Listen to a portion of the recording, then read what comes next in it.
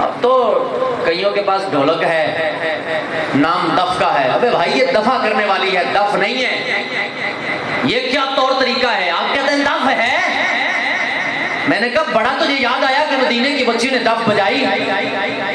بے حیا بے شرم، یہ نظر نہیں آتا کہ مدینے میں استقبال کرنے والوں نے داڑھی سے بھی رکھی تھی؟ داڑھی کا تو نام تک نہیں ہے تیرے چہرے پر. ہے تو عاشق رسول.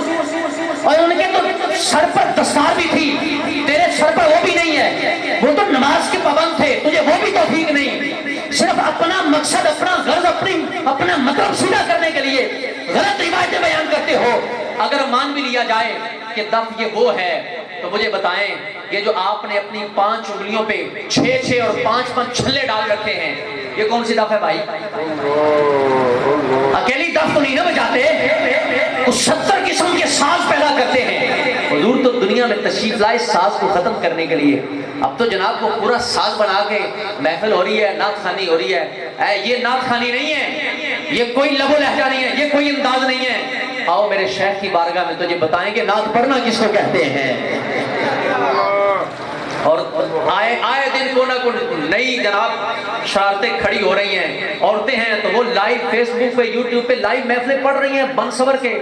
یہ عورت وہ کہ جس کو اذان پڑھنا منع ہے، یہ عورت جس کو خوشبو لگا کے گھر سے باہر نکلنا منع ہے، یہ عورت جس کو گھر کے اندر رہ کے اونچی آواز میں بولنا منع ہے، یہ وہ عورت جس کے بارے میں ہمارا دین کہتا ہے کہ دروازے پر اگر اجنبی بندہ آ جائے تو کرخت لہجے میں بولنا ہے.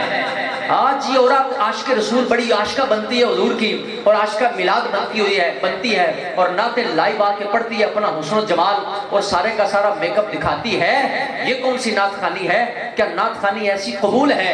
اور حضور علیہ الصلوۃ والسلام سے محبت کرنے والیاں خود جناب سیدہ فاطمہ حضور کی بیٹی سب سے بڑی ثناخوان ہیں. ان سے پوچھو نبی پاک علیہ الصلوۃ والسلام کے دنیا سے وصال کے بعد حضرت سیدہ فاطمہ صرف ایک بار مسکرائی ہیں، خوب اچھے طریقے سے جو مسکرائی ہیں. اور وہ مسکرانے کی وجہ کیا تھی؟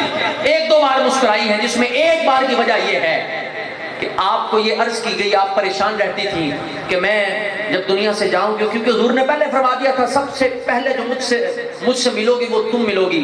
تو حضرت فاطمہ رضی اللہ تعالیٰ عنہ آپ غمگین رہتی تھی. غم اس بات کا، پریشانی اس بات کی رہتی تھی کہ کل کو جب میرا جنازہ اٹھے گا تو کہیں میرے کفن پہ کسی کی نظر نہ پڑ جائے، اس وجہ سے پریشان رہتی ہیں. تو کسی نے آپ کو بتایا، آپ کو گزارش کی، آپ کو عرض کی کہ حضور فلاں علاقے فلاں ملک میں ایک ڈولی ٹائپ ایک ملتی ہے، آپ اسے وہ ڈولی اسے کہا جاتا ہے، آپ اسے کوئی اور نام بھی دے سکتے ہیں. تو وہ ایسی ہوتی ہے کہ اس میں کفن کا کپڑا بھی نظر نہیں آئے گا. یہ بات سن کے حضرت سیدہ فاطمہ خوش ہوئی اور مسکرائی. اور آج کی عورت توبہ نعوذ باللہ، یہ کون سی محفل اور یہ کون سی نعت خوانی ہے؟ الامان والافیز جو جہان کی غلاظت ڈراموں میں دیکھتی ہیں وہ سارے فیشن کر کے سامنے آ کے بیٹھ جاتی ہیں. یہ کوئی دین نہیں ہے اور نہ یہ حضور کو پسند ہے. حضور کو پسند یہ ہے کہ عورت گھر کی زینت ہے، یہ گھر میں رہے گی، یہ وہاں بیٹھ کے نعتیں پڑھے گی، اس کا نعتیں پڑھنا حضور قبول فرما لیں گے.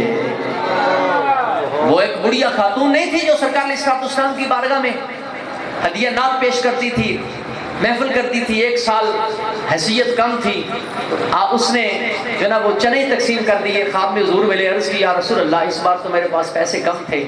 تو نبی پاک علیہ الصلوۃ والسلام نے چنے ظاہر فرماتے فرمایا پہلے تو قبول ہیں اپنی جگہ پہ، دیکھ یہ چنے تیرے پہنچے ہیں، تیری محبت مجھ تک پہنچ رہی ہے.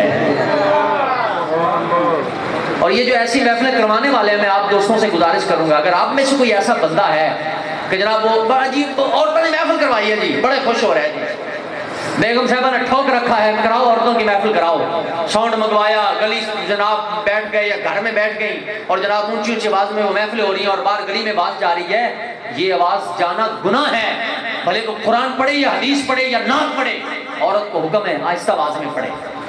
ہاں پڑھنا ہے تو بند کمرے میں یا گھر میں پڑھنی ہے، باہر آواز نہ جائے. کیا ضرورت ہے ساؤنڈ لگانے کی؟ کیا ضرورت ہے ایکو لگانے کی؟ کیا ضرورت ہے بن سور کے کیمرے کے سامنے آنے کی؟ مجھے یہ بتاؤ جب ماں کا انداز یہ ہوگا، ماں کا طرز زندگی ایسا ہوگا، بچے غوث پیدا نہیں ہو سکتے، بچے بابا فرید پیدا نہیں ہو سکتے، بچے دادا جویری پیدا نہیں ہو سکتے. کیوں؟ اس لیے کہ بچہ نیک تب ہی پیدا ہوگا جب اللہ کریم والدین کو نیکی کی توفیق عطا فرمائے گا.